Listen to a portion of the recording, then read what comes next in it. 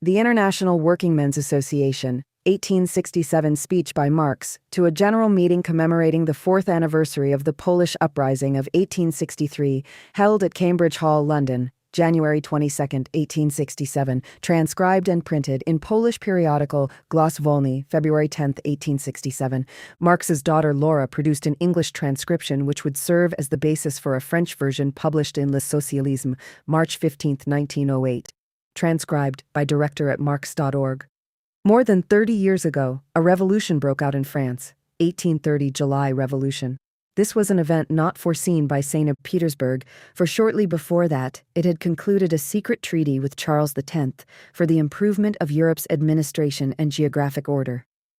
Upon the arrival of the news of the revolution, which frustrated all plans, Tsar Nicholas assembled the officers of his guard and delivered to them a brief, warlike speech, which ended with the words, "To horse, gentlemen." This was no empty threat.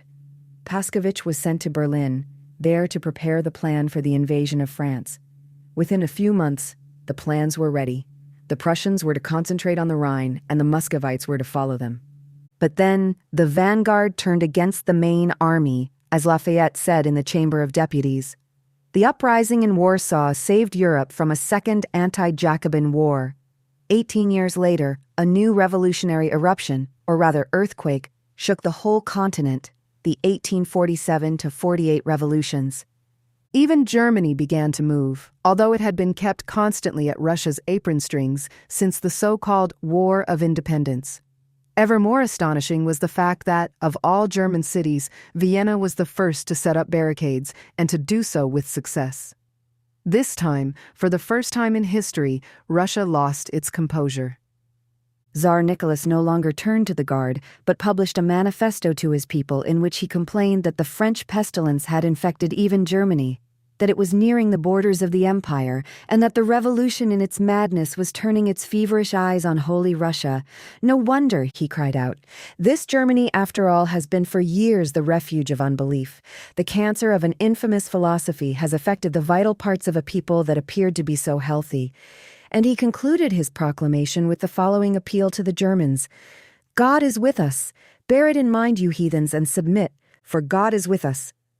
Shortly thereafter, he had his faithful servants Nesselrode send a further message to the Germans which dripped with tenderness for this heathenish people, July 6, 1848. Why this turn? Now the Berliners had not only made a revolution, they had also proclaimed the restoration of Poland, and the Prussian Poles, deceived by the enthusiasm of the people, began to construct military camps in Posen. Hence the flatteries of the Tsar. Once again, it was the Polish nation, the immortal knight of Europe, that forced the Mongols to retreat. Only after the Germans, especially the Frankfurt National Assembly, betrayed the Poles did Russia begin to breathe again and gather enough strength to deliver the final blow to the revolution of 1848 in its last refuge, Hungary. And even there, the last knight to oppose Russia was a Pole, General Bem. Today, there are still naive people who believe that everything would have been different if Poland had ceased to be a necessary nation. As a French writer put it, "Yea, even if Poland were only a mere sentimental memory. You know, however, that neither sentiment nor memory is a saleable commodity on the exchange." When the last Russian ukase on the insurrection in the Polish kingdom became known in England, the organ of the leading moneybags, the London Times, advised the Poles to become Muscovites. And why should they not? If only to ensure the repayment of the £6 million sterling which the English capitalists had just granted to the Tsar. At worst, should Russia seize Constantinople, the Times wrote, England would be allowed to seize Egypt in order to secure the route to the great Indian market. In other words, England may leave Constantinople to Russia only if she receives permission from Russia to dispute France's claim to Egypt. The Muscovites, the Times writes, gladly floats loans in England and pays well. He loves English money. He does indeed. How well he liked the English themselves is best described in the Gazette de Moscow, Moskovskie Vedomosti, news daily of ruling classes from 1756 to 1917, of December 1851. No, the turn of perfidious Albion will finally come, and we will conclude a treaty with that people only in Calcutta. I ask you, what has changed? Has the danger from the Russia side been lessened? No. Rather, the delusion of the ruling classes of Europe has reached its pinnacle. Above all, nothing has changed in Russia's policy, as her official historian Karl admits.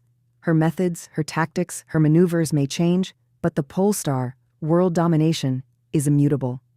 Only a crafty government, ruling over a mass of barbarians, could devise such a plan nowadays.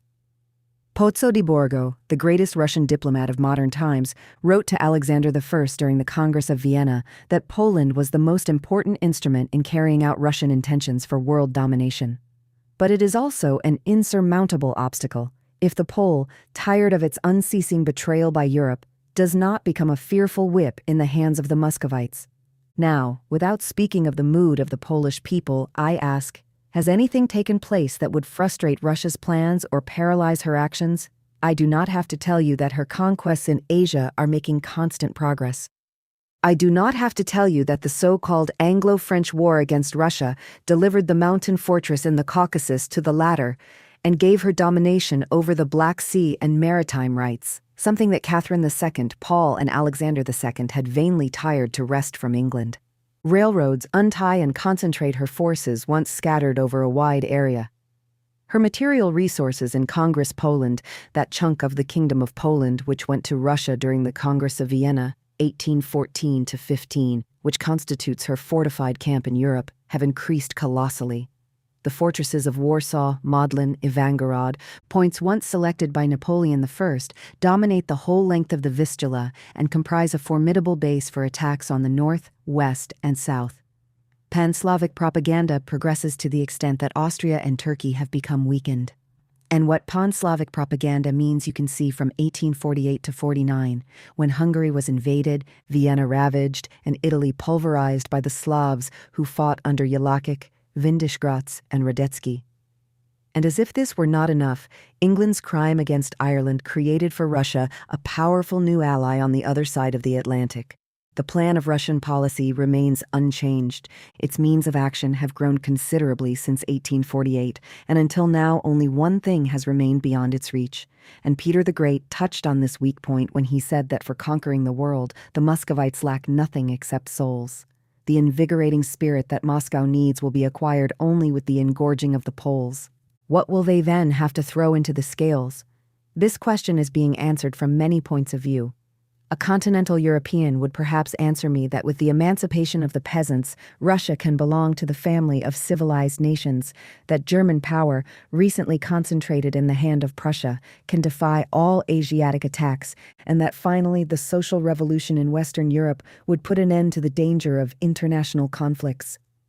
But an Englishman who reads only the Times could answer me that, at worst, if Russia conquers Constantinople, England would annex Egypt and thus secure for itself the route to the great Indian market.